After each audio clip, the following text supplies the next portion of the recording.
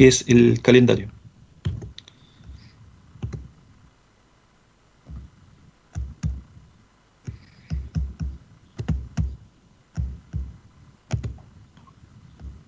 Entonces, ustedes ven el calendario, ¿cierto? Este es el calendario que le presentamos con el profesor Aguilar al principio del semestre. Y en la parte, por la línea celeste va las clases de física y química, y por la parte verde van las clases de didáctica. ¿Ya? Entonces yo les voy a comentar la línea celeste, cuáles fueron los principales cambios y también las cosas que tenemos que hacer en conjunto con el profesor Aguilar. ¿Ya? La parte verde, después el profesor Aguilar el jueves les comentará qué tipo de cambios va a hacer en su área. Y aquí yo les voy a comentar cuáles son los cambios que se hicieron en mi área. Bueno, entonces partimos. Nosotros vimos en las primeras 8 clases, vimos los contenidos de historia de la teoría atómica, vimos propiedades físicas de la materia, naturaleza eléctrica, avanzamos en algunos aspectos de fuerza de movimiento, hicimos 2 talleres, un taller de alfabetización y un taller de estructuración, ¿ya? Y el control que hicimos la semana pasada. Entonces hoy nos corresponde la retroalimentación del control.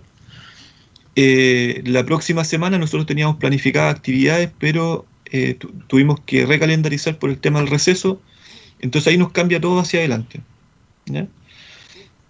Entonces esta semana nosotros con el profesor Aguilar teníamos que presentar el proyecto conjunto, el proyecto que vamos a hacer de temática de transformación de la energía, pero yo voy a hacer la retroalimentación, el profesor Aguilar tiene que hacer la retroalimentación de un taller.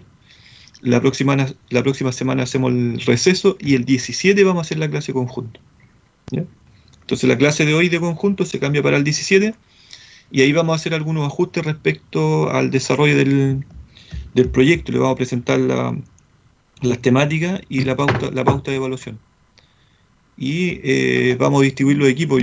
Me da la impresión de que, como lo hemos hecho años anteriores con el profesor Aguilar, nosotros dividimos el curso en 2 sesiones, partes iguales, o sea, 2 sesiones de equipo.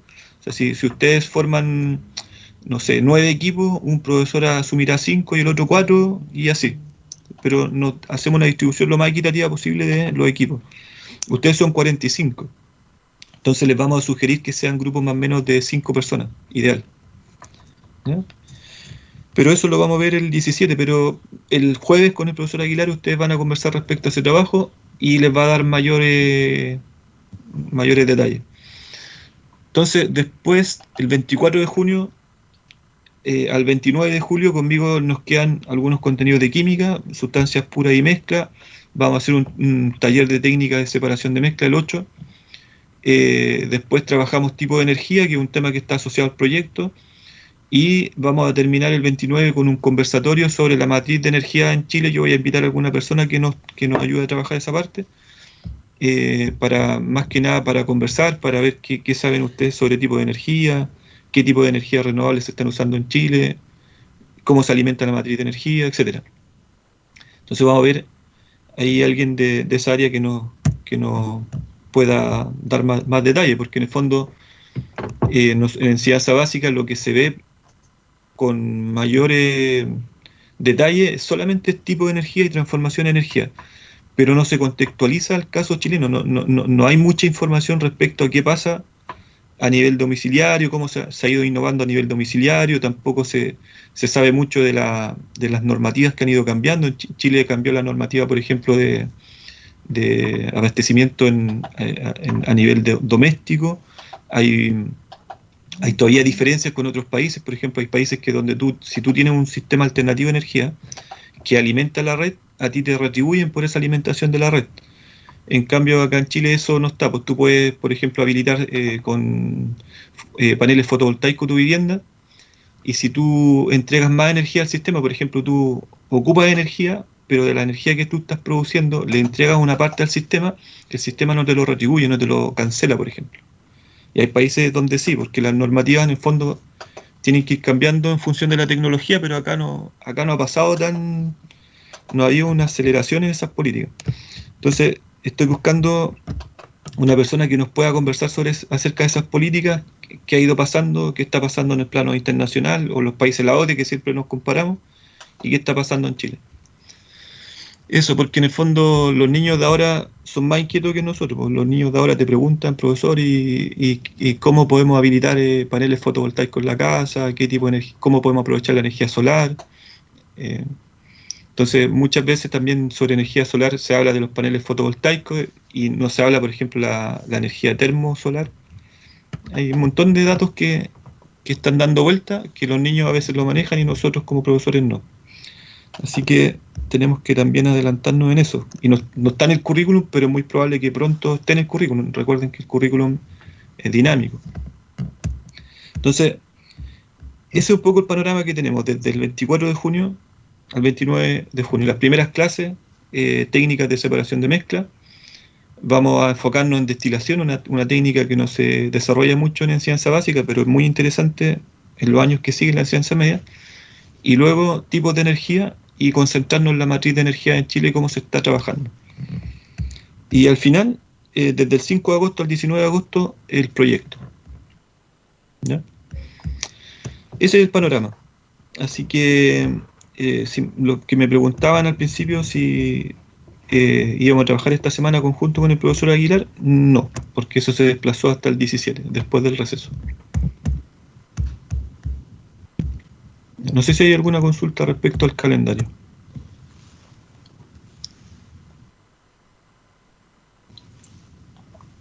Avanzamos entonces.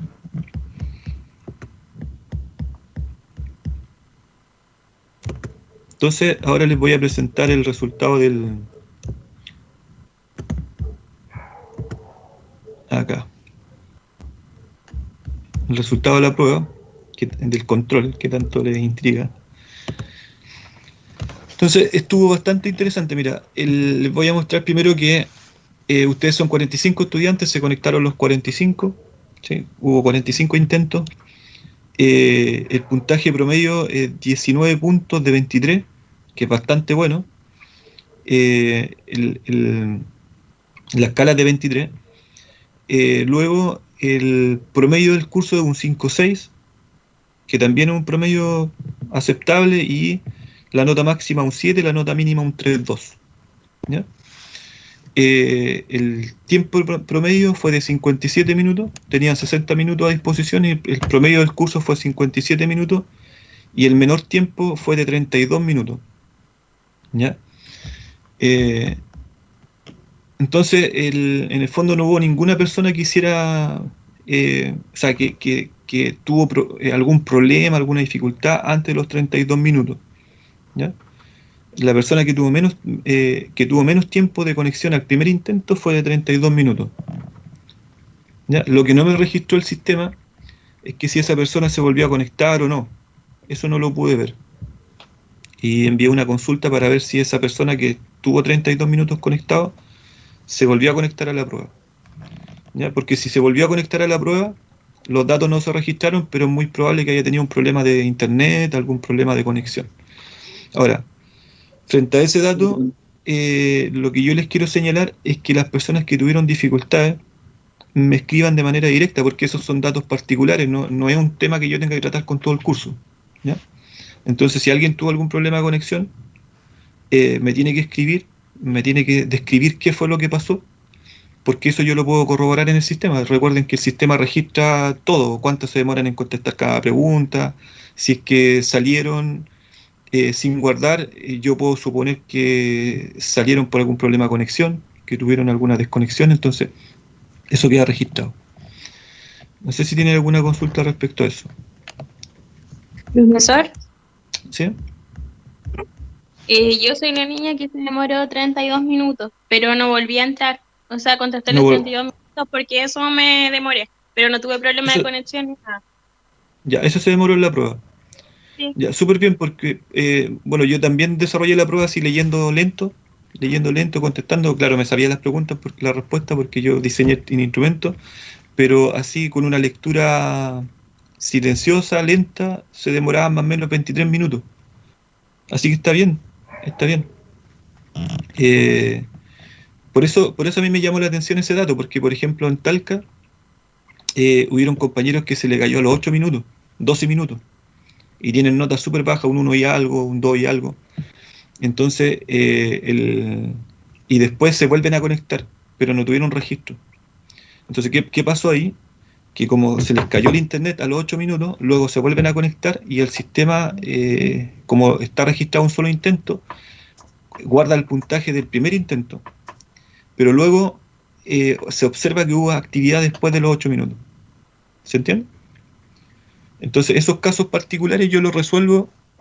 O sea, nos dieron la instrucción en la universidad de darles la opción de una prueba recuperativa, ¿ya? A todas las personas que han tenido algún tipo de dificultad en un control, en una prueba, en un taller, ¿ya? Entonces también tengan conocimiento de eso. No sé si el profesor allá en Curicó, en las reuniones de escuela, le han comunicado esos detalles. Todas las personas que tengan algún problema de conexión tienen que ser atendidas, pero también está la responsabilidad de que ustedes tienen que informar y describir qué fue lo que sucedió en determinado taller, en determinado control. Ustedes tienen que escribir al profesor directamente y decir, mira, profesor, me conecté y a los 18 minutos se me cayó internet, después me volví a conectar, ¿ya? Y eso queda registrado, yo puedo recuperar esa información después,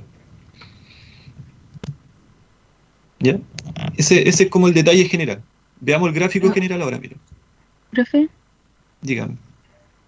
profe, es que yo tengo como una duda porque había una pregunta donde debíamos calcular y bueno, yo no recuerdo cómo se hacía eso.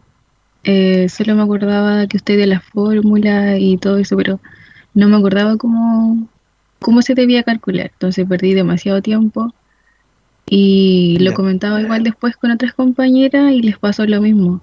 Entonces, no sé, pues yo creo que igual usted podría ayudarnos como para poder aprender bien, porque nosotros igual después les vamos a enseñar a los niños. Entonces, si nos quedamos con esa duda, Sí. vamos a perjudicar a los niños, pues, Sí, a mira, nuestros alumnos. de hecho la retroalimentación va en esa línea. Por ejemplo, ahora yo les voy a mostrar resultado pregunta a pregunta y cuáles fueron las preguntas que el curso mostró mayor dificultad, que donde tuvieron menor porcentaje de logro. Entonces, posterior a eso, tenemos que reforzar esos contenidos. Ahora, pero se van a sorprender porque los resultados fueron buenos en general, ¿ya? Eh, Mira, veamos en la gráfica general. En la gráfica general, ustedes tienen, por ejemplo, no hay personas, todas las personas tuvieron sobre los 11 puntos, ¿sí? Todas las personas tuvieron sobre los 11 puntos. Entonces tú tienes acá eh,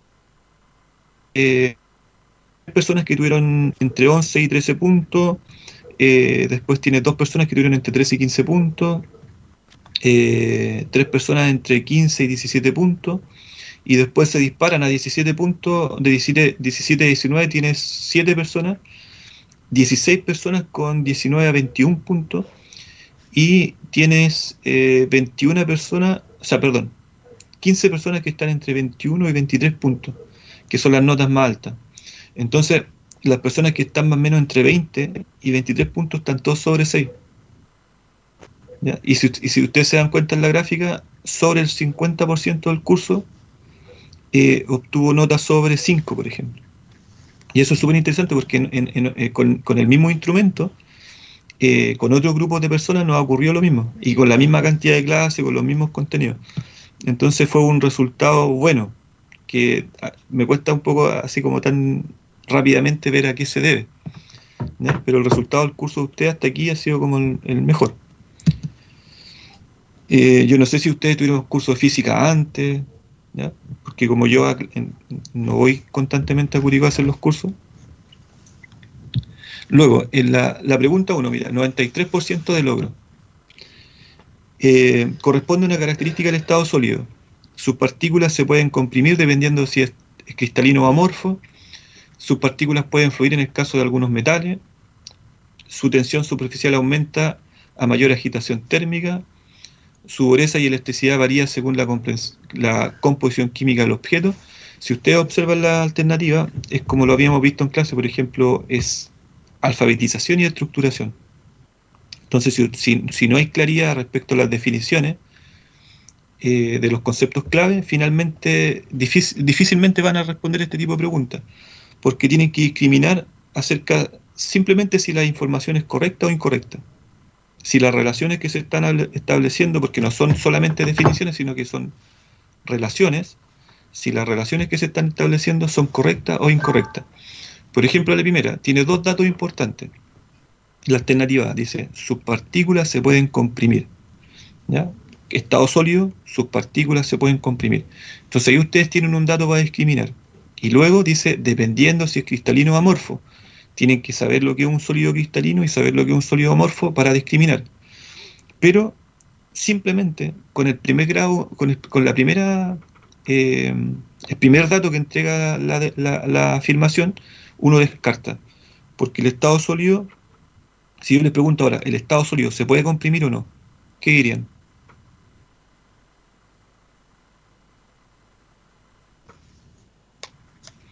¿Verdadero o falso? Estado sólido se puede comprimir.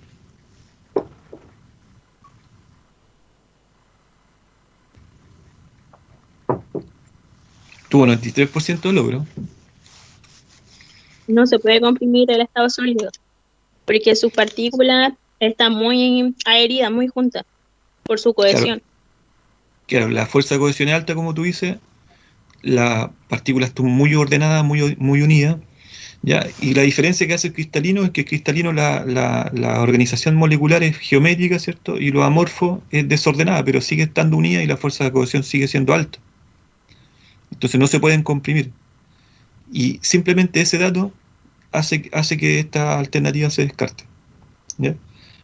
La compresión es una propiedad de los gases, ¿ya? Entonces luego, la alternativa es, sus partículas pueden fluir en el caso de algunos metales. Entonces, también las relaciones, las partículas pueden fluir, el estado sólido, la pregunta es, ¿el estado sólido puede fluir? ¿Existe la propiedad de fluidez en el estado sólido?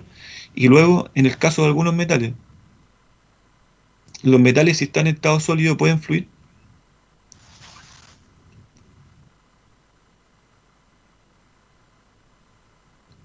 Entonces, en el fondo, eh, todas estas alternativas tienen esa dificultad, que uno tiene que ver la relación entre estado, propiedad, características de algunos materiales.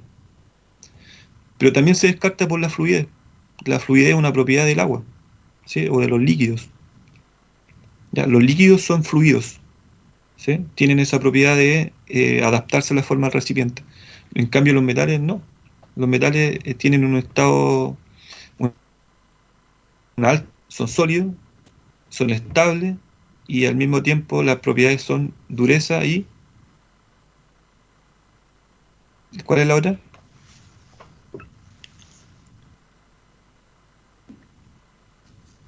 La elasticidad. Y la elasticidad, que está en la alternativa D. ¿Ya? Entonces, luego la alternativa B se descarta porque no pueden fluir. Y luego en la C era como la más fácil de discriminar porque la tensión superficial es una característica del agua, ¿sí? Entonces dice, la tensión superficial aumenta a mayor agitación térmica. La agitación térmica, ¿qué es la agitación térmica? Es la temperatura, ¿cierto? La magnitud de la agitación térmica es la temperatura. Y la tensión superficial dice, aumenta a mayor agitación térmica. O sea, incluso en el agua, esa variable indica que la tensión superficial disminuye. A mayor temperatura la tensión superficial disminuye, pero es una propiedad del agua, ¿no? Entonces la única que nos queda como correcta es la D, que dice su dureza y elasticidad varía según la composición química del objeto. O sea, en el fondo, si tú tienes 5 metales distintos, la dureza y elasticidad varía, pero todos tienen dureza y elasticidad como propiedad. Si tienes 5 trozos de madera distinta, de distinta especie, todos tienen dureza y elasticidad, pero si tú comparas un material con otro, varía. Entonces, es la única que tenía como esta doble relación correcta. Su dureza y elasticidad es propiedad de los sólidos, sí. Varía según la composición química del objeto, sí. Por ejemplo, los plásticos son polímeros en estado sólido, esos polímeros también varían en dureza y elasticidad. No son todos los plásticos iguales. Y esos ejemplos, todos estos ejemplos los vimos en clase, ¿sí? Pero más que los ejemplos, también está el tema del dominio, el dominio conceptual. Entonces las definiciones que se fueron dando, las definiciones que se fueron dando en clase y las definiciones que están en los textos complementarios, un poco te ayudan a discriminar, a hacer estas relaciones. Entonces, las dificultades en ciencias naturales generalmente no están en la definición. Los profesores de enseñanza básica tienden a generar glosarios, por ejemplo, con los niños, hacen glosarios y después preguntan, ¿qué es el estado sólido? ¿Me puede dar un ejemplo de estado sólido? ¿Qué materiales se caracterizan por tener el estado sólido? Entonces, nos salen de esas preguntas, y cuando no salen de esas preguntas, nos ayudamos a desarrollar habilidades de pensamiento científico. Cuando las preguntas siempre apuntan a definir, a decir qué es, difícilmente ayudamos a desarrollar algunas habilidades de pensamiento científico como asociar, diferenciar, comparar, establecer semejanza, analizar, evaluar, ¿ya? Que son habilidades más complejas. Entonces, finalmente, lo que nosotros tenemos que buscar en un control, en un taller, en un práctico, en una salida de terreno, lo que tenemos que buscar es que los estudiantes se alfabeticen, empiecen a comprender algunas palabras científicas, las comiencen a usar, pero al mismo tiempo las sepan relacionar. ¿Ya? Lo más importante es que establezcan un relato, una relación entre conceptos de la física, de la química, ¿ya? Y esa es la dificultad que tenía la prueba. Ahora, pregunta 1, 93% de logro es un porcentaje bastante alto.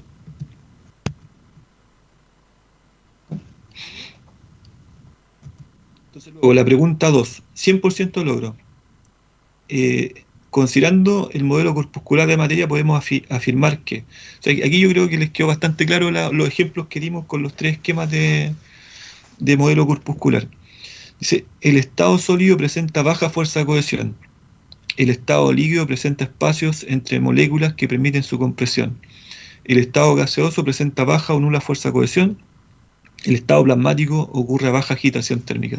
Entonces, finalmente, si ustedes tenían claras las características de cada estado y conocimiento, por ejemplo, de cómo la agitación térmica afecta los procesos de cambio de manera progresiva o regresiva, esta pregunta sí va a ser simple. Entonces, descartábamos las 3, nos quedaba la C como alternativa correcta. El estado gaseoso presenta baja o nula fuerza de cohesión. ¿Ya? Consulta acá, 100% logro, así que todos acertaron. Luego, la pregunta 3, 89% logro. ¿Cuál de los siguientes fenómenos cotidianos representa un proceso de cambio de estado progresivo? Va en la misma línea de la anterior. Proceso de cambio de estado progresivo. ¿Qué significa progresivo en términos del modelo corpuscular? Cuando aumenta la temperatura. Cuando aumenta la temperatura. Entonces, otro detalle que no les dije. Yo acá tengo ordenada la prueba, pero finalmente a todos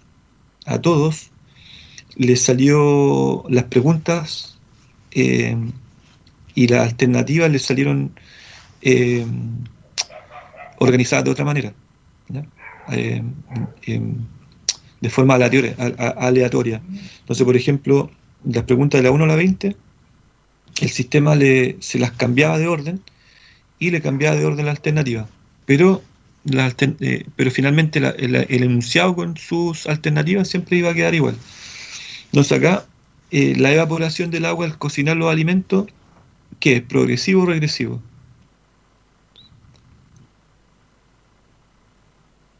Progresivo. Progresivo. Entonces descartábamos inmediatamente, pero como les podía salir desordenado, ¿cierto? Por ejemplo, la alternativa D le podía salir como A, finalmente igual tenían que analizarlas todas. La condensación del vapor de agua en un espejo, eso es regresivo. La formación de hielo en las paredes de un freezer es regresivo. La solidificación de la cobertura de chocolate en un helado, por ejemplo, también es regresivo. Entonces, se descartaban esas las que eran regresivas, las que eran por disminución de temperatura, y quedaba solamente la que era por aumento de temperatura. Luego la pregunta 4, 93% logró. La clasificación de la materia en estado sólido, líquido y gaseoso es la más simple y típica desde el punto de vista macroscópico analizado en la etapa escolar. O sea, ¿por qué macroscópico? Porque en etapa escolar se analizan fenómenos que son visibles, que son cotidianos, ¿ya? Como la condensación en los vidrios, en los espejos, eh, la evaporación, la fusión de la mantequilla, la fusión de un chocolate. Por ejemplo, preguntarle a un niño qué pasa si tú te guardas, compras un chocolate y te lo guardas en el bolsillo y luego lo sacas en 20 minutos, lo sacas para consumirlo. ¿Qué puede pasar con ese chocolate? Entonces, más de algún niño en la sala de clase le ha pasado que se echó un chocolate al bolsillo y se derritió. Pues el concepto que va a usar el niño es que se derritió el chocolate.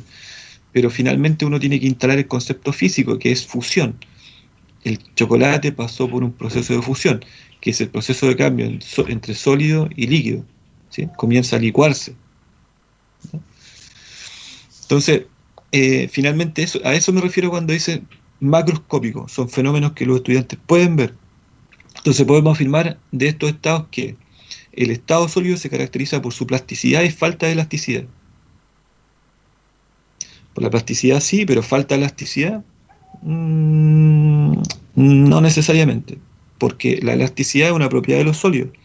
Lo que pasa es que algunos tienen más o menos, pero que falte esa propiedad, no. Se descarta. Luego, el estado líquido se caracteriza por su fluidez, condición que permite a una masa de agua conocida cambiar de volumen al cambiar de recipiente. ¿Ya? Entonces, la fluidez está bien, condición que permite a la masa de agua conocida cambiar de volumen al cambiar de recipiente. Eso le generó algún ruido, ¿cierto? Si yo cambio una masa de agua conocida, la cambio de recipiente, ¿altero el volumen?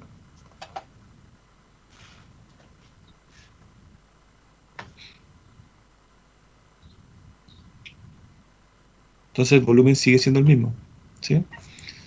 Si yo tengo 100 ml y lo cambio de recipiente, el recipiente puede que tenga otra forma, pero siguen siendo 100 ml, ¿ya? Entonces luego, el estado gaseoso se caracteriza por su tendencia a la expansión indefinida y la capacidad de ser comprimido en un recipiente.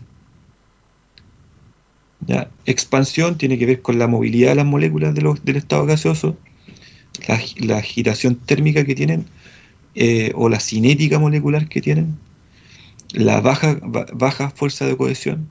¿Ya? Hay varios datos que están asociados a la expansión. Y luego, como las moléculas están separadas, distanciadas, ¿sí? ¿Tienen capacidad de ser comprimidos? Sí. Y luego la D se descarta porque los tres estados de la materia presentan elevada fuerza de cohesión, baja cinética molecular. O sea, en el fondo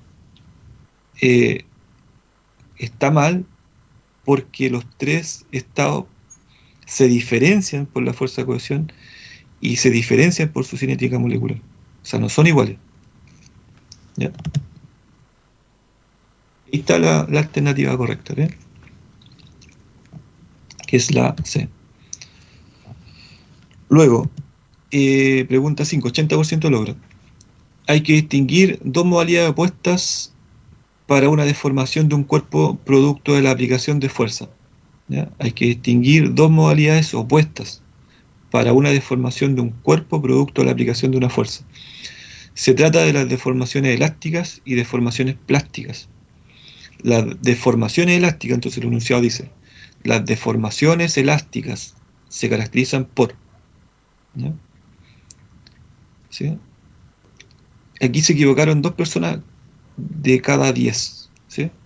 Entonces, si tenemos 40 personas en el curso, 8 personas, ¿cierto?, se equivocaron. eh, 10 si son 45, ¿no? No, 9 si son 45. Entonces dice, si un cuerpo líquido es deformado por la acción de fuerzas, este recupera la forma del recipiente que lo contenga, ¿no? Entonces hay que distinguir algo inmediatamente. Estamos hablando de deformaciones, y las deformaciones ocurren en los sólidos. Por lo tanto, ¿qué hace una afirmación acerca de los cuerpos líquidos si finalmente estamos hablando de sólidos? Por lo tanto, se descarta, ¿no? Entonces, la B. Si un cuerpo sólido, luego de ser deformado, al suspenderse la fuerza, este no recupera su forma original, adoptando una nueva forma. Entonces estamos hablando de sólido, está bien, pero luego la afirmación dice que si yo suspendo la fuerza, este no recupera su forma original, adoptando una nueva forma. ¿Eso es característica de una formación elástica o es plástica? Es característica de las plásticas. Es característica de las plásticas, entonces se descarta. Si un cuerpo sólido es deformado por la acción de fuerzas, este recupera su forma original cuando la fuerza se suspende. Esa es característica de la elástica. Esa característica es la elástica. Y luego la D habla del aire, y estamos hablando de las deformaciones, por lo tanto la descarto inmediatamente. Ya, esas son como, se dan cuenta que son solamente, si yo tengo, insisto, si yo tengo claras las definiciones, y las características de cada una de las definiciones, o los fenómenos que están asociados a cada una de esas definiciones, finalmente cuando establezco relaciones no debiera causarme mayor complicación darme cuenta cuando hay una relación que es incorrecta.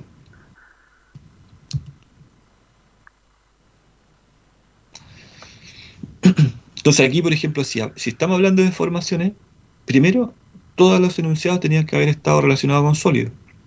No tenía nada que hacer lo líquido ni lo gases en este tipo de ejercicio. Entonces, lo que yo estoy observando en ustedes es cómo la capacidad que tienen para distinguir, para poder diferenciar entre un fenómeno y otro. Luego, la pregunta 6, 76% logro. Según la forma de acomodarse de los átomos o moléculas constituyentes, solo sólidos se clasifican en cristalino y amorfo. Según la forma en cómo se acomodan las moléculas, ¿sí?, o cómo se organizan las moléculas, solo los sólidos se clasifican en cristalino y amorfos. Entonces podemos afirmar que algunos cristales al ser golpeados pierden su forma o sistema de cristalización, y de fracturarse forman fragmentos y caras irregulares. Luego, la 1. En un sólido cristalino las partículas se distribuyen de forma geométrica regular, llamada red cristalina, que presenta puntos de fusión. Entonces acá dice que los cristalinos pueden pasar a líquido, o sea, tienen proceso de cambio, claro, tienen un punto de fusión, claro.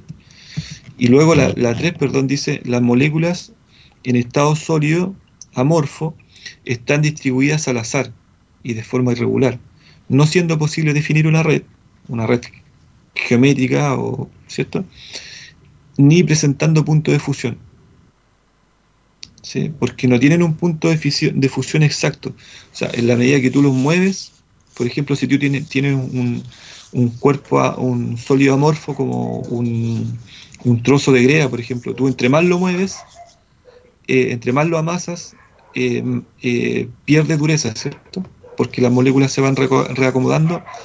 Entonces, pareciera ser que está pasando a estado líquido,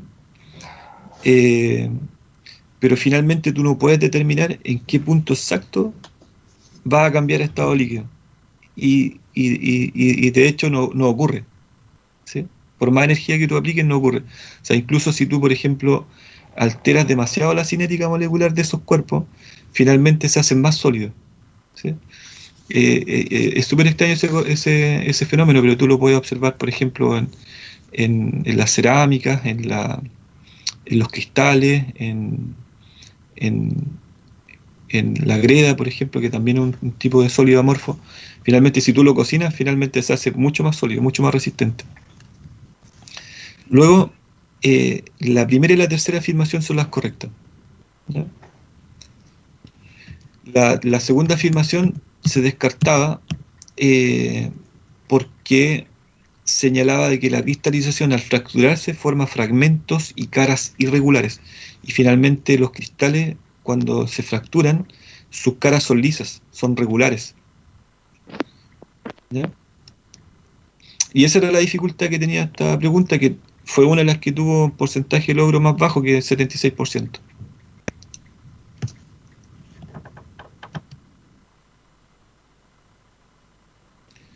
Luego, la pregunta 7. Vivimos en un mundo de materia, que llamamos mundo físico, donde existe la materia. En él nosotros, que somos de materia, existimos, nos movemos, pensamos, sentimos. La materia está formada por átomos, ¿sí? Esa es una de las ideas fundamentales de la física. Considerando las ideas actuales sobre átomos, sería incorrecto precisar que el átomo está constituido por protones y neutrones agrupados aparentemente en un núcleo. ¿Eso es incorrecto o es correcto? Correcto, ¿cierto? Luego, alrededor del núcleo del átomo se encuentran electrones que por su rápido movimiento configuran una corteza electrónica. Correcto. Esa afirmación correcta, ¿cierto? Luego, los neutrones son necesarios en el núcleo, contribuyendo con las fuerzas eléctricas, la nube electrónica y las propiedades químicas del átomo. Y la D dice, la estructura del núcleo no es afectada por fenómenos mecánicos, térmicos ni químicos, solamente por radioactivos, ¿ya? Que en el fondo es bombardear el núcleo para liberar energía, para romper el núcleo y liberar energía, ¿ya? Eso ocurre en laboratorio o ocurre con aplicación de radioactividad a las moléculas, ¿ya? Entonces, por fenómenos mecánicos, térmicos y químicos que nosotros podemos hacer en laboratorios básicos, eso no va a ocurrir, ¿sí? Pero la alternativa C tiene un problema ahí de relación. Entonces dice, mira, los neutrones son necesarios en el núcleo. Ya, hasta ahí va bien. Ujú. Porque cuando estuvimos en clase, por ejemplo, de este tema, nosotros señalábamos que los neutrones son de similar masa a los protones, son partículas neutras que lo que hacen es favorecer la disminución de la repulsión que generan los protones entre ellos, porque son son de igual carga. Entonces, cuerpos con igual carga generan repulsión. Y entonces se mezclan estos neutrones con los protones en el núcleo, en un espacio muy reducido, y lo que hacen los neutrones es mantener unidos a los protones. Bajan la intensidad de la repulsión. Y es el único trabajo que generan. Físicamente, es la única relación que generan. Luego, ¿contribuye con la fuerza eléctrica del átomo en la interacción? No. La nube electrónica tampoco, porque no forman parte de la nube electrónica. Ahí en la nube electrónica solamente están los electrones. Y las propiedades químicas del átomo se definen por la relación entre la masa atómica, que es la cantidad de protones, y o sea, el número atómico, que es la cantidad de protones, y la cantidad de electrones, que determinan si es ion, y cuando es ion, determinan si es catión o es anión, si es positivo o negativo. Y ese le da la posibilidad de mezclarse con otros átomos y formar moléculas. Entonces, finalmente, el neutrón, la segunda parte de la afirmación está todo mal. No contribuye con la fuerza eléctrica, no afecta a la nube electrónica y tampoco sirve para determinar las propiedades químicas del átomo, ¿ya? Profesor, ¿Sí? en esa pregunta yo la tuve mala porque me causaba como ruido cuando decía que el átomo está constituido por protones y neutrones, aparentemente, porque el aparentemente para mí es como un supuesto, no como que es. Entonces, por eso le puse la A, pero estaba entre la A y la C. Sí, Ah, ya, profesor, ya. me pasó lo mismo claro. que a Verónica. En el documento que yo leí, decía que estaban los, ¿cómo se llaman? Los protones y neutrones juntos, no que aparentemente. el documento que usted Ah, envió ya. de Keller. Entonces Sí, me es que generó ruido. claro, aparentemente en el núcleo es pensando en todos los modelos atómicos, porque hay modelos atómicos, por ejemplo, el de Dalton, el de Thomson, que en el fondo atribuyen al modelo atómico cargas eléctricas, positivas y negativas, pero no señalan la existencia de un núcleo. Luego, Rutherford y Bohr señalan la existencia del núcleo. ¿Ya? Entonces, por eso, al considerarlos todos, bueno, hay protones y neutrones agrupados en un aparente núcleo, ¿ya? Porque en el fondo son ideas, ¿sí? Son ideas, pero claro, ahí genera cierta duda. Pero acá la de neutrón ya es demasiada la, la segunda parte de la afirmación es demasiado, o sea, hay al menos tres ideas que te llevan al error. Contribuyendo con la fuerza eléctrica, bueno, no, porque no contribuye con las interacciones. La nube electrónica tampoco, porque en la nube electrónica están los electrones. Y las propiedades químicas del átomo se determinan por el número atómico, que es la cantidad de protones. Entonces, era como la más, Era más por eh, descarte. claro, era la más simple de resolver, la alternativa C. Pero claro, igual genera algo de ruido aparente. La alternativa ahí donde aparentemente. Sí, igual la voy a marcar. Igual genera algo de ruido esto. ¿No? Pero tiene que ver con eso, tiene que ver con que uno asocia diferentes modelos atómicos y, y hay algunos científicos que han determinado la existencia del núcleo por producto de la experimentación, pero finalmente lo que está claro es que el átomo, ¿cierto?, presenta partículas subatómicas que determinan diferentes tipos de cargas. Y estas cargas se agrupan dentro de este sistema y permiten la interacción con otros átomos y la formación de moléculas. Pero hay discrepancia entre los diferentes modelos, ¿no? No son todos los modelos iguales. Pero a eso me refería con el aparente. Lo voy a marcar para revisar. Pero la C era así, pero descartada totalmente.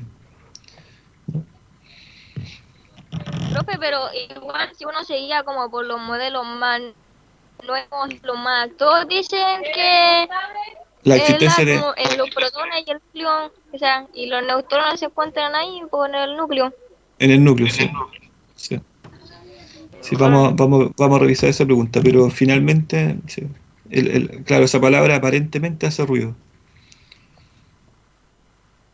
Sí. Veamos la siguiente. Dice, pregunta 8, 78% de logro.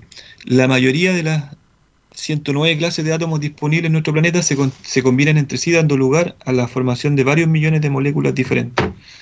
Uno de los siguientes ejemplos, desde el punto de vista didáctico, se considera un error conceptual. Error conceptual, dice ya. Los gases nobles, como helio y argón, están formados por átomos no ligados, es decir, moléculas monoatómicas, ¿no?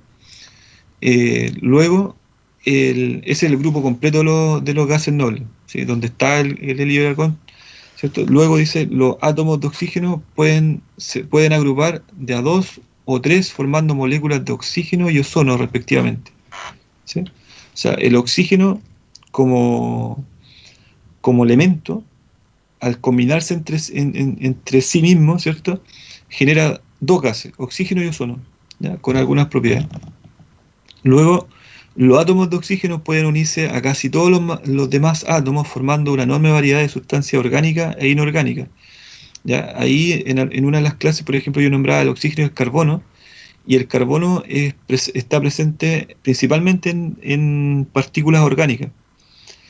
Luego, las moléculas más complejas suelen tener bajo número de átomos, como el caso de las proteínas y las macromoléculas. Entonces, finalmente, pareciera ser que las cuatro son correctas, ¿sí? Pero la última, la D,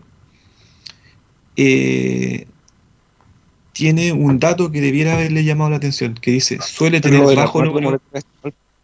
Claro, dice, Tienen las harto. moléculas más complejas suelen tener bajo número de átomos. O sea, las macromoléculas, ¿sí?, las proteínas, las macromoléculas, tienen la mayor cantidad de uniones, ¿cierto?, y la mayor cantidad de combinaciones. De hecho, son combinaciones de compuestos, ni siquiera son combinaciones atómicas, sino que son combinaciones de compuestos. ¿Ya?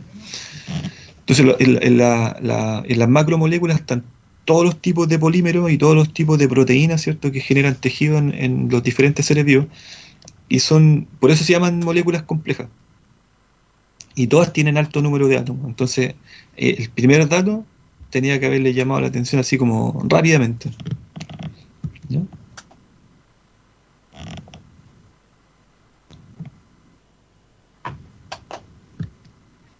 Luego, la pregunta 9, 87% de logro.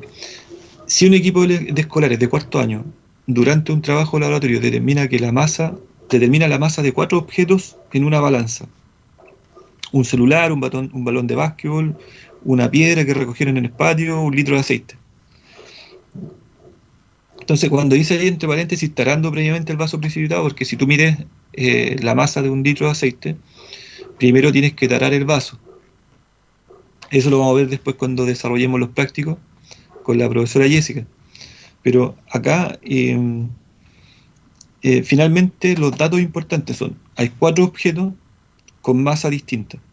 Entonces, los niños identifican las medidas: 21 gramos el celular, 602 gramos el balón de básquetbol, 123 gramos la piedra que recogieron en el patio, 92 gramos el litro de aceite.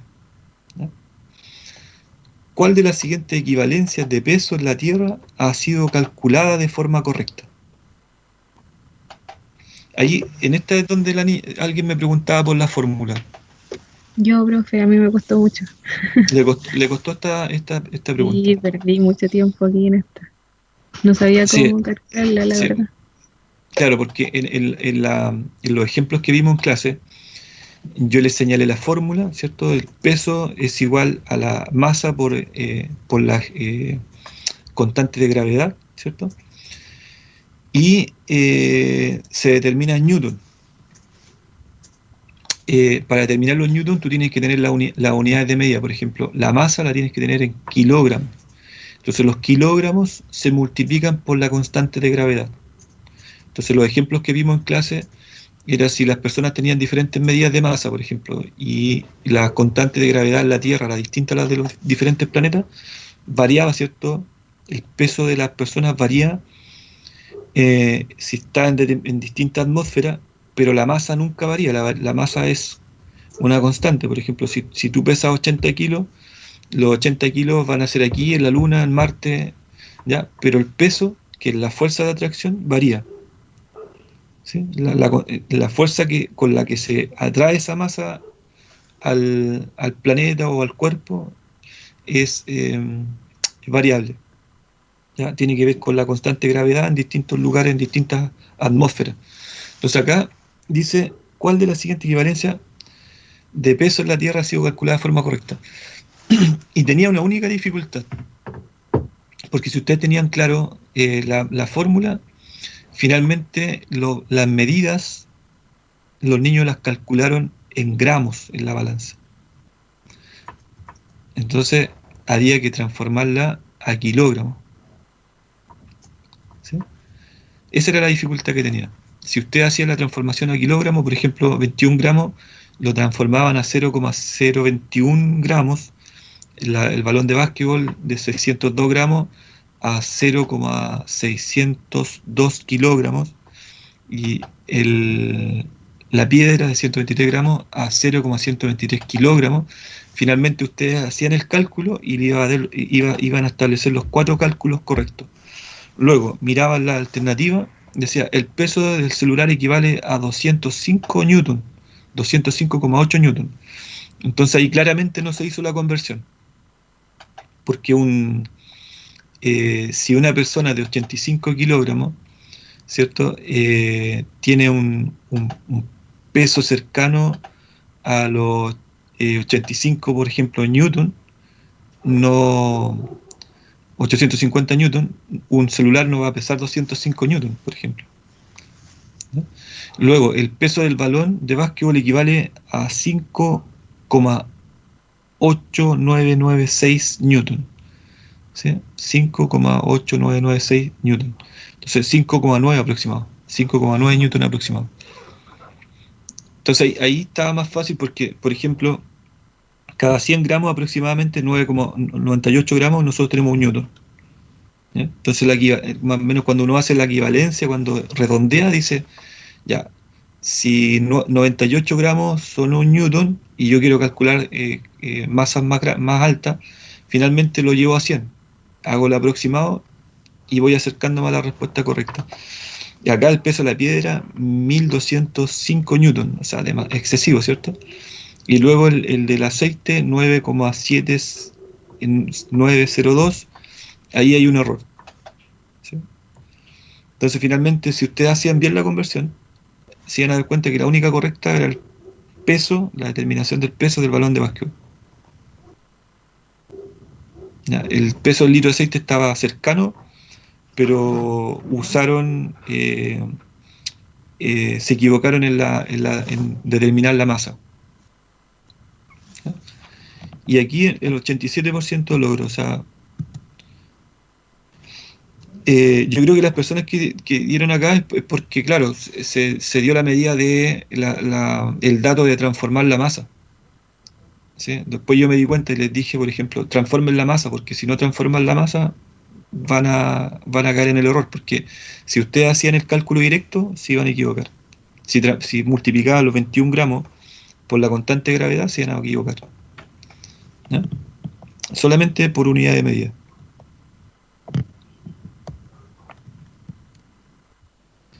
Luego, en la pregunta 10. En la física es falso señalar acerca de la fuerza. Es erróneo, ¿cierto?, señalar acerca de la fuerza que es una interacción entre dos o más cuerpos, donde uno ejerce una acción sobre otro. Las fuerzas se miden mediante dos instrumentos llamados balanza y dinamómetro. La unidad de medida representa el peso de un cuerpo y se denomina en newton, y su símbolo es newton. O sea, su símbolo es n. Una fuerza puede tener diversos efectos asociados al cambio de posición de un cuerpo o la provocación de una deformación, que puede ser plástica o elástica. O sea, acá, ¿qué es lo que es falso? Aquí hay un error. Es simplemente definición, y hay un error. ¿Cuál fue el error que detectaron? En la B, profe, dicen que la fuerza se mide en la balanza, pero la balanza es para medir el peso, o sea, la masa. Claro, la balanza es el instrumento para medir, para determinar la masa, la cantidad de materia que contiene un cuerpo. Y el dinamómetro está diseñado para medir la tensión, ¿cierto? Para medir cómo afecta la fuerza de gravedad a los cuerpos, ¿sí?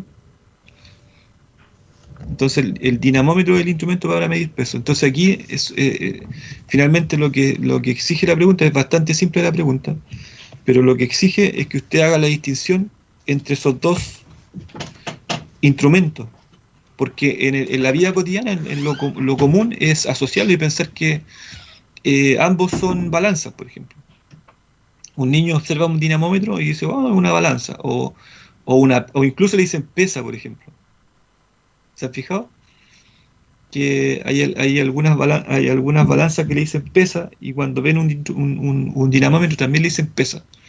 Y le dicen pesa a ese instrumento porque supuestamente el concepto común dicen que pesan la masa, pesan los objetos. Entonces, por eso yo insisto bastante en que la alfabetización científica tiene que ser explícita. O sea, nosotros tenemos que insistir con los niños, por ejemplo, cuando vemos este tipo de contenido, que una balanza, ¿sí?, ya sea mecánica o electrónica, la balanza tiene un mecanismo que sirve para determinar patrones de masa, para determinar magnitudes que están asociadas a la materia, a la cantidad de materia que contiene un cuerpo. Entonces, en procesos de laboratorio, por ejemplo, ya más complejo, los científicos determinan la masa de los cuerpos que están estudiando en instrumentos sin atmósfera, ¿sí?, instrumentos que generan vacío.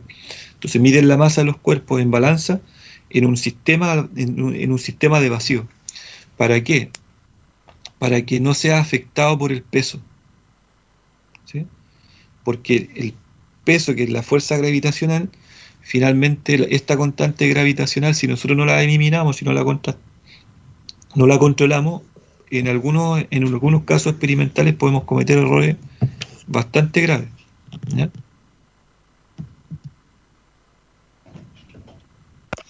Profesor, ¿Sí?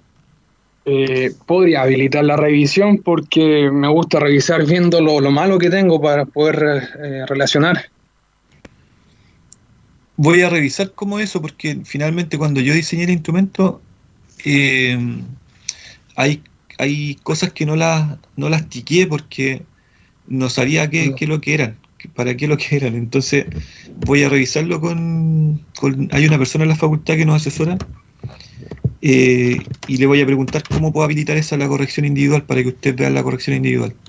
Claro. Porque los datos, porque estos son los datos que yo le estoy mostrando son los datos que yo pude sacar, que es una planilla Excel que me indica la cantidad de aciertos y desaciertos que tuvieron algunos, pero no me dice cuál fue la alternativa que contestaron, porque también hubiese sido muy interesante. Si ustedes miran la pantalla que está ahí, la pregunta 10, ya sabemos que la B es la correcta. Entonces, posiciónense ustedes como si ustedes fuesen los profes. Supongamos que ustedes saben que la B es la correcta y que la A, la C y la D los lleva a algunos errores, los puede llevar a algunos errores conceptuales. Por ejemplo, en este caso, es que los niños no tengan claras algunas definiciones. Entonces, si los errores se concentran en la D, yo puedo reflexionar como profesor, puedo reflexionar acerca de por qué los errores se concentraron en la D. Esa reflexión yo la hago cuando tengo las pruebas con papel, porque en las pruebas con papel yo puedo ver cuántas personas se equivocaron en la D. Entonces, aquí como no le di esa opción al sistema, el sistema no me entregó ese dato. Pero voy a preguntar si es que yo puedo ahora cambiar algunas cosas del control y ver si es que yo puedo recoger ese dato. Porque eso es lo que tú quieres hacer. Por ejemplo, saber en cuál te equivocaste. Si la B era la correcta, saber a ver cuál contesté yo y por qué me equivoqué. Ahora, ese ejercicio el profe lo puede hacer con todo el curso. Es decir, a ver, mira, los errores se concentraron en la D. Entonces, si se concentraron en la D es porque habían niños en el curso que pensaban que algunos efectos asociados, o sea, que el cambio de posición y la deformación no se asociaban a efectos de aplicación de fuerza. Y eso sería un error de definición, que no tienen claro todavía las definiciones. Pues entonces, si uno se da cuenta que ahí se concentran los errores, refuerza esas definiciones. ¿Ya? Así que voy a revisar esa parte si es que yo puedo recoger ese dato. Porque aquí la planilla no me entregó dónde se concentra el error.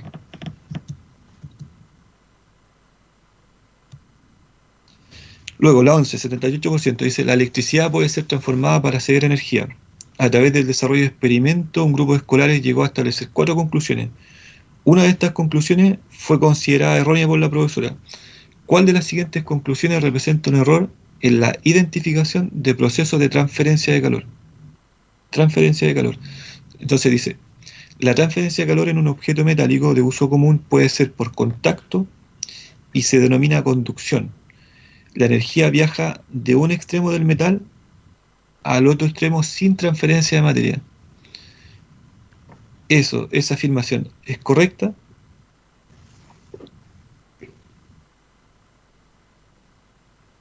Supongamos que es verdadero y falso. ¿Verdadero o falso?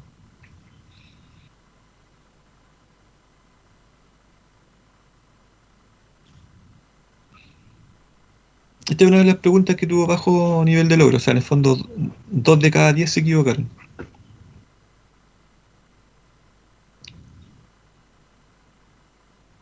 Profe, Y también la ¿sí? A es verdadera.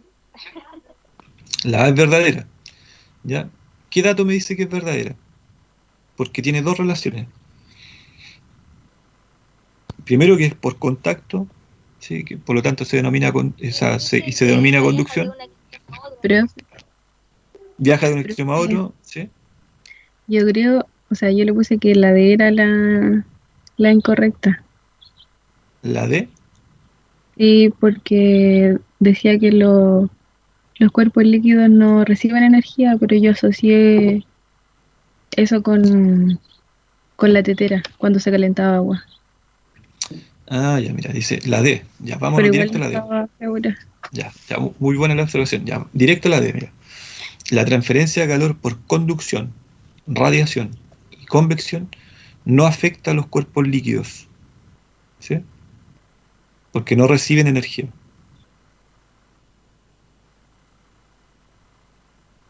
Entonces, si los niños establecen esa conclusión, ¿es correcta o incorrecta? O sea, hay tres formas de ceder energía: conducción, radiación y convección, pero estas formas de ceder energía no afectan a los cuerpos líquidos. Entonces tú me das el ejemplo de la tetera, ¿sí? La tetera es un sistema, porque en ese sistema tú tienes una combustión que le cede energía al recipiente, que es metálico, y el metal le transfiere energía al líquido. Entonces, ¿está recibiendo energía o no está recibiendo energía? Sí. Sí recibe energía, ¿ya? Ahora, ¿cómo recepciona la energía? ¿Hay traspaso de materia o no hay traspaso de materia? ¿Hay transferencia de materia o no hay transferencia de materia? Transferencia de materia. ¿Mm? ¿O es solo energía?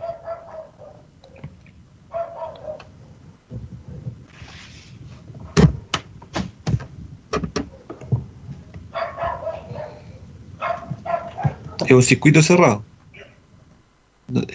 ¿Qué es lo que afecta al agua? Profe, yo La diría que transferencia. sí, energía, no materia, Solo, como usted solo dice. energía. Solo energía. Por lo tanto, en los líquidos, la forma es convección, ¿sí? Hay conducción, hay radiación, hay convección, pero en el caso de la tetera sería convección. En el caso, por ejemplo, cuando se generan las corrientes de marina, por ejemplo, en el océano y todo, eso, claro, hay conducción, pero también es principalmente por radiación, ¿ya? Entonces, en las corrientes frías bajan, las corrientes cálidas suben. Exactamente el mismo fenómeno que ocurre en el aire. Las corrientes de aire se generan porque las bajas temperaturas, las masas de baja temperatura bajan, son descendentes y aceleradas, y las cálidas también son ascendentes. A mayor temperatura, mayor presión y mayor aceleración, ¿ya? Hizo ejemplo, bueno, la D es la incorrecta, simplemente porque los cuerpos líquidos sí reciben energía, sí pueden ser afectados por la conducción, por la radiación y la convección. Ahora, lo que se genera internamente principalmente es convección, ¿ya? Pero la otra igual era interesante, porque por ejemplo la transferencia de calor de una estufa de combustión al aire interior de una vivienda puede ser por contacto y se denomina convección, generando una corriente de aire ascendente con transferencia de materia. Entonces, muchas veces los niños se preguntan, bueno, ¿y dónde está la transferencia de materia?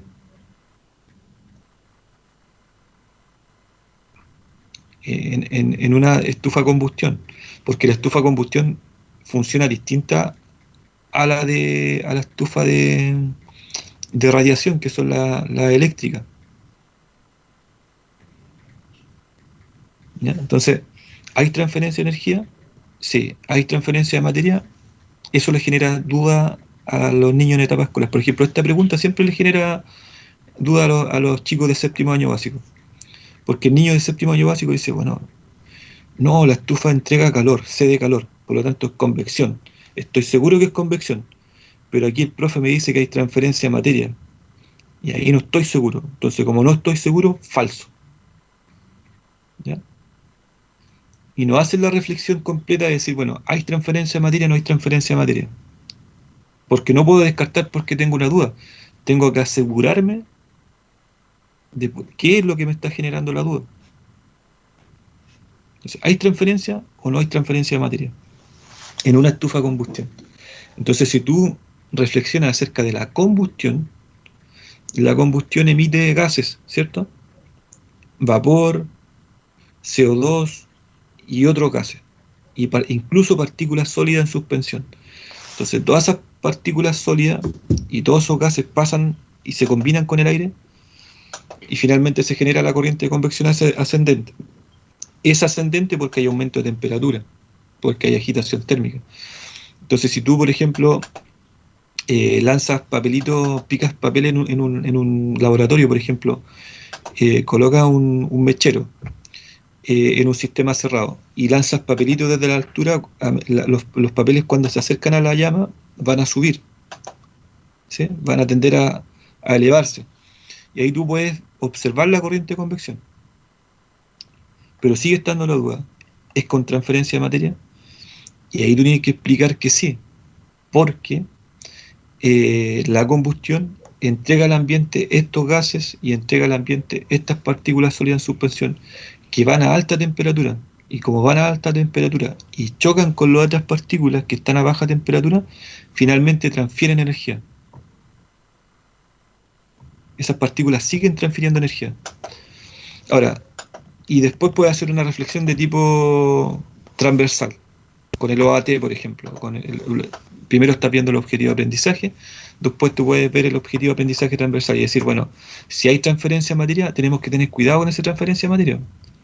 Porque si el material que está transfiriendo al ambiente es peligroso, las personas que están alrededor de la estufa pueden tener ciertos daños. ¿Ya?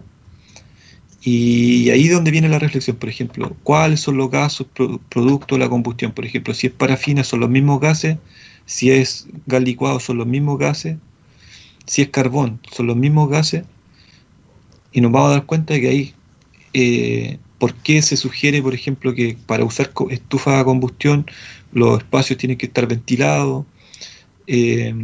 ¿Cuál es la diferencia entre una combustión completa e incompleta? Por ejemplo, la completa genera CO2, que es un gas inocuo, inofensivo, y la combustión incompleta genera monóxido de carbono. El monóxido de carbono es letal, ¿sí?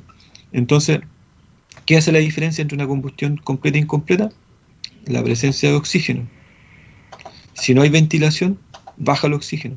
Entonces, todas esas reflexiones, imagínate que la alternativa B, yo la encuentro que de todas estas es la afirmación más interesante, porque la que está más asociada con la realidad de nosotros. Por ejemplo, ahora que estamos en invierno, supongamos que estás viendo estos contenidos en invierno en una escuela.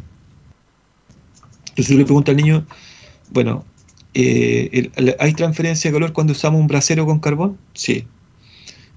¿Cómo ocurre eso? ¿Cómo tú puedes notar que hay transferencia de calor? Bueno, porque se generan corrientes de convección, hay un calor que sube, hay un frío que baja. Si yo me acuesto en el piso, voy a sentir que hay una corriente fría en el piso. Si me paro sobre una silla, voy a ver que arriba, en un ambiente cerrado, arriba está más calentito, ¿ya? Todos esos fenómenos tú los puedes incluso practicar en la sala de clase. En la sala de clase cuando tienen estufa y todo eso. Entonces, finalmente, tú haces una relación entre el contenido, entre lo conceptual y lo actitudinal. Entonces la B es como la alternativa más interesante.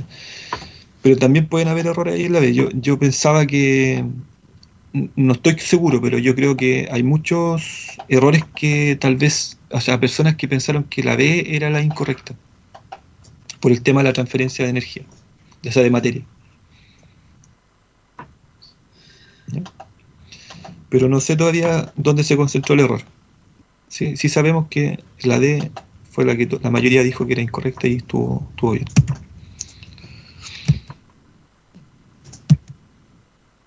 La 12, 80%.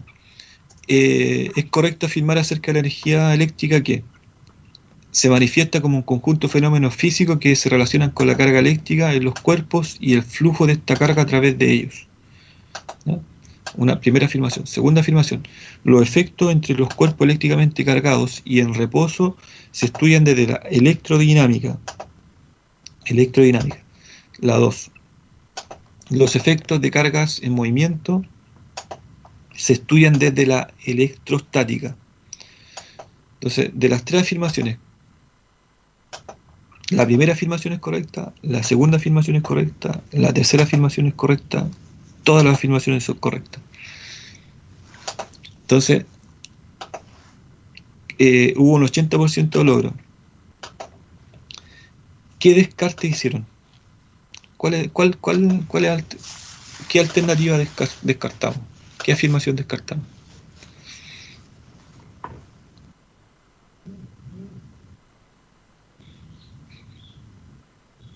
La electroestática, como estudio la cosa del movimiento. La electroestática estudia las cargas en movimiento, y eso se descarta porque es al revés. Porque la electrodinámica. Porque eso es la electrodinámica. Entonces la 2 también está incorrecta, ¿cierto? Yep. Claro, porque los efectos entre los cuerpos eléctricamente cargados y en reposo se estudian a través de la electrodinámica. Entonces eso es electroestática, entonces están cambiadas las definiciones. Acá solamente, aquí era memoria, es solamente alfabetización. Si yo tenía claras las definiciones, daba con la alternativa correcta. Solamente la 1 era correcta. ¿Ya? Luego, la 13. Aquí todos acertaron. Un experimento escolar basado en fundamentos de la electrodinámica puede estar representado en uno de los siguientes fenómenos. El efecto de los imanes sobre algunos objetos metálicos, el efecto de atracción entre dos cuerpos cargados por fricción, el efecto de repulsión entre dos imanes que se intentan unir por sus polos de igual carga, o ¿sí? Por polos de igual carga, y los efectos de las conexiones, la conducción y el uso de energía en circuito eléctrico simple. ¿Cuál es ejemplo de electrodinámica?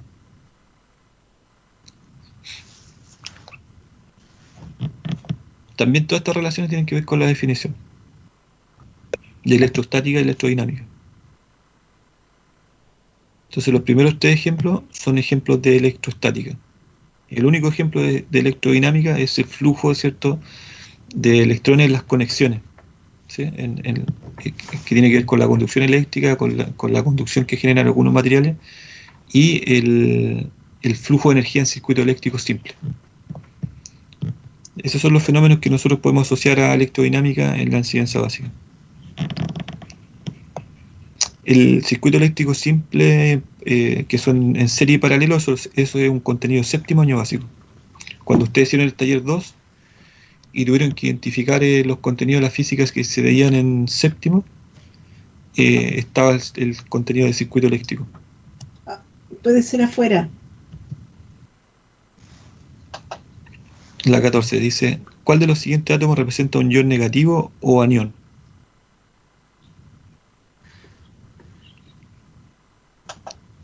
Este también tuvo 100% El que logro. tiene más electrones que protones. El que tiene más La electrones C. que protones. La C. ¿Ya?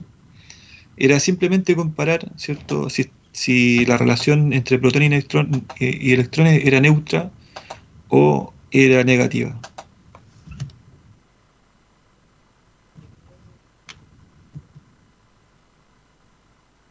Luego, de forma general, la corriente eléctrica es el flujo neto de carga eléctrica y circula ordenada por medio de un conductor. Dicho medio material puede ser sólido, líquido o gaseoso, y las cargas son transportadas por el movimiento de electrones y iones.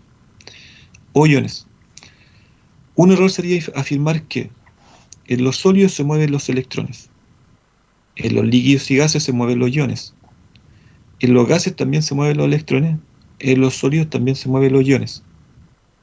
En los sólidos se mueven los iones, eso está mal. En los sólidos se mueven los iones. ¿Por qué es incorrecta? Porque por los sólidos se mueven los electrones. Claro, porque se mueven los electrones, pero de manera más concreta, ¿qué es un ion?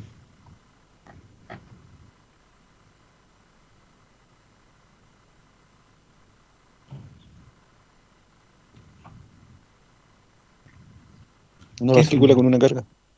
Es una partícula, ¿cierto?, cargada. Por lo tanto es una molécula. Y por los conductores sólidos no hay flujo molecular. Hay flujo solamente de electrones. Hay solamente diferencia potencial. Entonces, en cambio, en los gases sí hay partículas que viajan cargadas, moléculas que viajan cargadas, y en los líquidos también, ¿sí? en los líquidos también se ocurre que las moléculas, por reacciones químicas, ¿cierto? Las moléculas van generando descarga, ¿sí? Entonces los iones se mueven cargados, ¿ya? Por los sólidos solamente, por los conductores eléctricos sólidos solamente, flujo de electrones libres.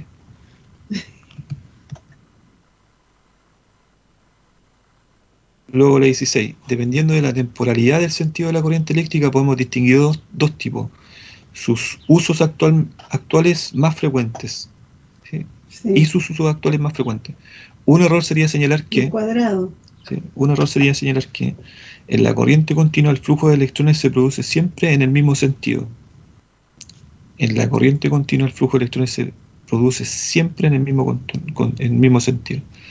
En la corriente alterna, el sentido de la circulación de electrones cambia de forma periódica. Luego, la corriente continua es muy eficiente para transportar energía a grandes distancias por tendidos llamados de alta tensión. Ese sería el error. Esa sería la que es incorrecta señalar como bien. Sí, ese es el error.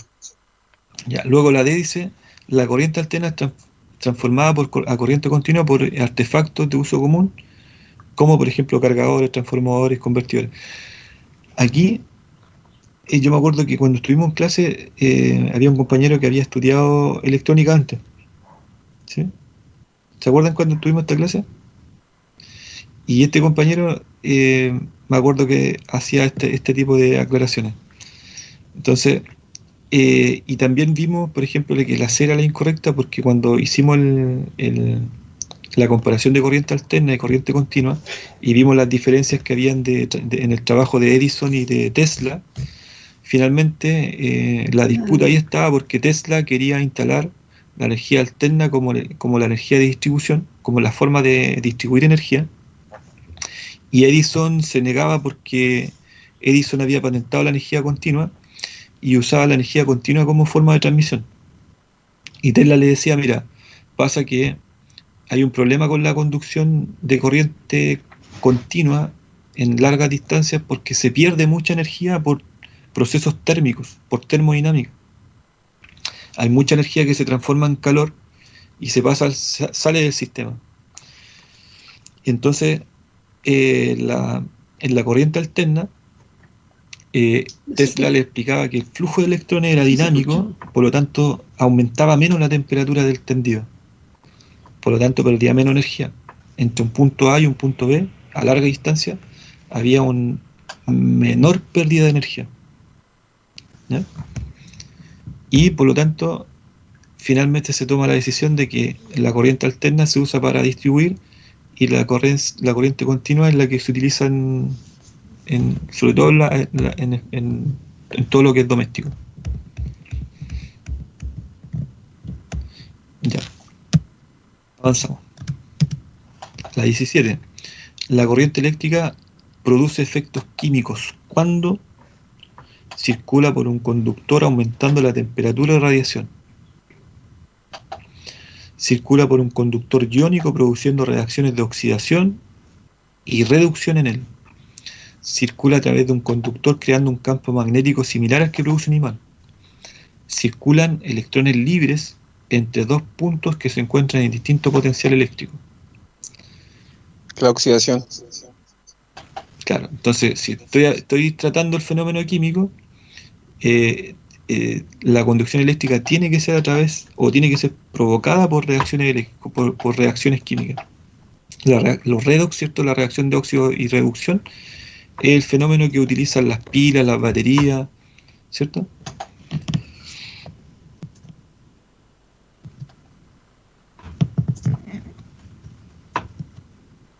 Después, la 18. 89% logro. En 1911, el físico neozelandés Ernest Rutherford, basándose en resultados experimentales que el modelo de Thomson no podía explicar. Thomson era su profe, ¿cierto? Entonces manifestaba un modelo donde ya precisaban sobre la existencia de algunas cargas eléctricas, pero no podía precisar algunos fenómenos. Rutherford propuso en su lugar el modelo nuclear, ¿sí? Que es la base de los modelos actuales. Basándose en este modelo se puede afirmar que La carga Es la primera y positiva, la segunda afirmación, profe. ¿ya? Claro, la carga positiva está localizada en un núcleo. La mayor parte del volumen total de los átomos es un espacio vacío y los electrones giran en torno al núcleo atraído por los neutrones. ¿Sí? Entonces, de acuerdo a lo que dice el compañero, se descarta la tercera. Los electrones giran en torno al núcleo atraído por los neutrones. ¿Ya? Entonces ahí sigue ahí como dando vuelta, bueno, ¿qué función cumplen los neutrones? ¿Se acuerdan que hubo otra pregunta más o menos similar? Que aquí el error Cohesionar a está los protones. cohesionar, o sea, claro, generar fuerza de cohesión entre los protones, reducir la repulsión entre los protones en el núcleo. Esa es la función de los neutrones. Entonces, no le podemos atribuir otra función a los neutrones, como por ejemplo participar en las transferencias de energía, participar en la nube electrónica, en la corteza electrónica. Ese tipo de atribuciones los neutrones no las cumplen. Simplemente neutraliza la fuerza de repulsión entre los protones.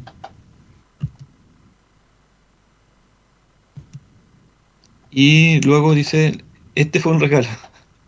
La tercera ley de Newton se denomina Acción y reacción. principio de acción y reacción. Sé que aquí yo me río porque en clase la vimos, ¿se acuerdan que vimos el esquema y todo? Y después yo dije, ya, como me di cuenta que la sabían, dije, voy a preguntar por otro principio, ¿sí? Por la ley de inercia, por ejemplo.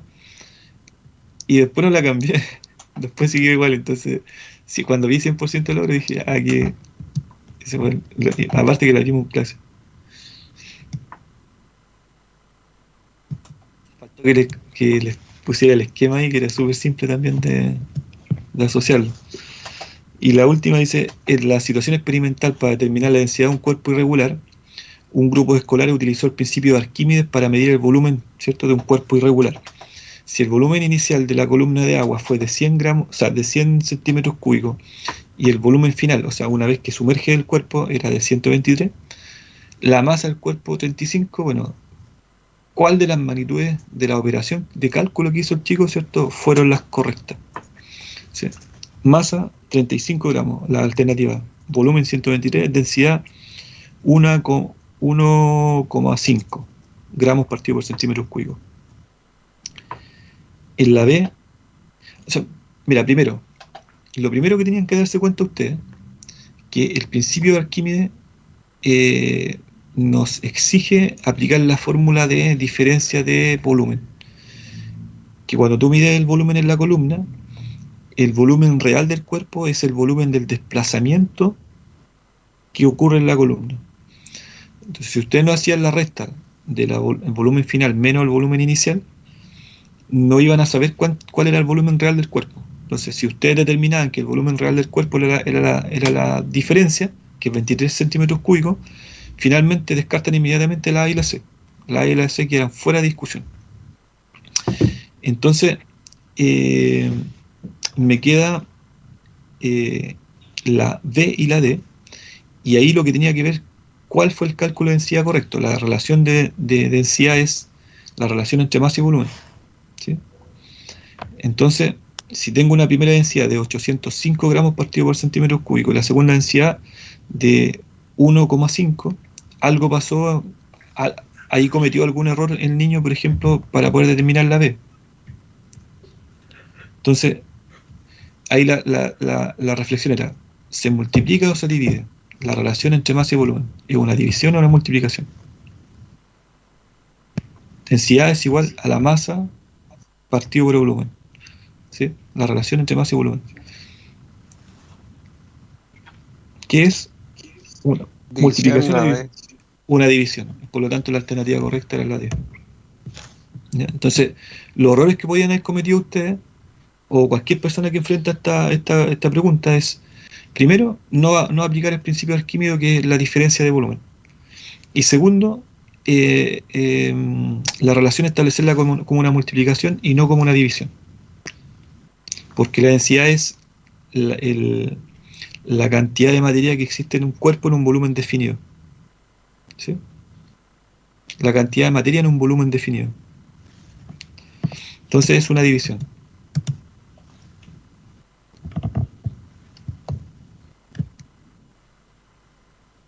el control. Hubo una pregunta polémica, la del núcleo, aparentemente. ¿Ya? Así que está bien ahí. Vamos a revisar ese detalle.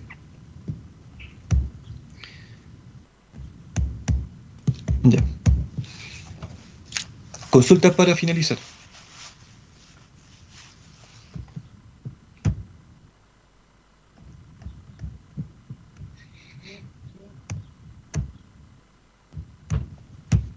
¿Quedó claro todo, profe? ¿Sí? ¿Quedó claro?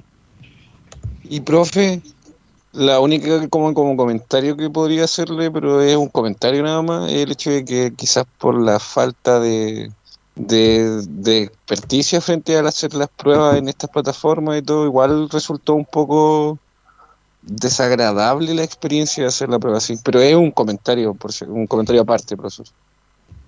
Sí, se entiende. Y O a sea, en el tono fondo, personal no hace lo que digo. sí. Tiene su fortaleza y sus debilidades este sistema. Por ejemplo, fortaleza es que yo no tengo que revisar las pruebas, porque el sistema me entrega todo corregido. Y me entrega el Excel completo con todos los datos. Ahora, la debilidad está en que, claro, en la sala nosotros manejamos de otra forma los tiempos. Si yo tengo 2 horas de clase y les digo la prueba dura 60 minutos, finalmente los profesores tenemos en aula la posibilidad de decir, mira, como yo estoy viendo que están todos tranquilos, no están copiando, etcétera, yo puedo decir, ya vamos a dar 10 minutos más. Entonces esas posibilidades las tiene el profe, las domina el profe. Acá no, porque el sistema te dice, ¿cuántos minutos da? 60 minutos. Y ese fue el tiempo que ustedes dispusieron. Entonces, claro, genera algunas incomodidades que uno no puede dominar, pero también tiene sus fortalezas. ¿Ya?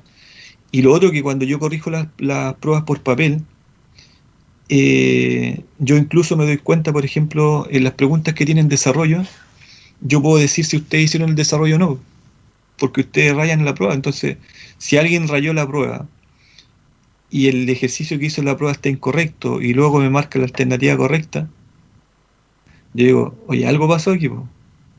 Porque si tenía el ejercicio incorrecto y me marcó la alternativa correcta, ¿se dan cuenta, no? Y acá en Internet también ocurren cosas. Por ejemplo, nosotros hemos visto que, por como quedan registradas cuando los accesos a la prueba, las veces que ustedes acceden a la prueba, uno puede darse cuenta que hay personas que están de principio a fin conectados a la prueba y hay personas que entran y salen de la prueba. Entonces, claro, nosotros no podemos generar juicios de valor así como afirmaciones, pero sí podemos suponer que salen a consultar otros medios, que ingresan a Google, por ejemplo, y consultan a ver qué es lo que es la fuerza, cuáles son los tipos de energía. Entonces, ahora, en estricto rigor, yo me acuerdo que tenía un profe que me decía, mira, cuando los chicos usan torpeo, cuando los chicos copian, cuando pasan ese tipo de situaciones, moralmente es incorrecto, ¿sí? Pero en términos de aprendizaje, es probable que el estudiante esté aprendiendo. Entonces, a veces ese tipo de estrategias generalmente también generan aprendizaje. Ahora, en cuanto al comportamiento no es correcto. Ahí no hay discusión. Entonces esas también son como las fortalezas y debilidades. O sea, en el fondo, si nosotros, por ejemplo, dentro de las preocupaciones que tenemos los profesores en cualquier nivel, en la enseñanza básica, en la universidad, donde sea, nosotros queremos que nuestros niños, las personas que atendemos no copien, por ejemplo. Pero los chicos pueden copiar dentro de la sala, pueden copiar en plataformas virtuales, pueden copiar igual. O sea, la persona que quiere copiar lo va a hacer. ¿Ya? Y ¿Profesor? finalmente... ¿Sí? Ah, no, siga, perdón. No, dígame. Ah, es que quería consultar que cuáles eran las preguntas que tenían 2 puntos, porque sé una, pero parece que eran 2. Eran las 3 de aplicación. Ah, ya, perfecto, Sí, gracias. las tres de aplicación, por ejemplo, las 3 preguntas que eran que tenían algoritmos matemáticos. Gracias, profesor. Eso, llegamos al final. El calendario se lo envié ayer a la delegada, así que el cambio en el calendario, pero no lo comparten ese todavía, porque el profesor Aguilar va a hacer los cambios en la línea de trabajo de él, y yo creo que mañana les va a entregar ese calendario completo, con los ajustes, porque el tema de receso de la próxima semana no estaba considerado en abril, cuando nosotros entregamos la planificación. Entonces ahora tuvimos que mover algunas actividades, ¿ya? Entonces, profesor Aguilar mañana les va a hacer entrega de todo ese detalle. Bueno, dejamos hasta acá. Descansen, aprovechen de descansar la semana de receso. Gracias, profe, cuídese. Quédense en casa. Chao. Chao, profe. Chao, profesor. Chao, profesor, gracias. Chao, cuídense.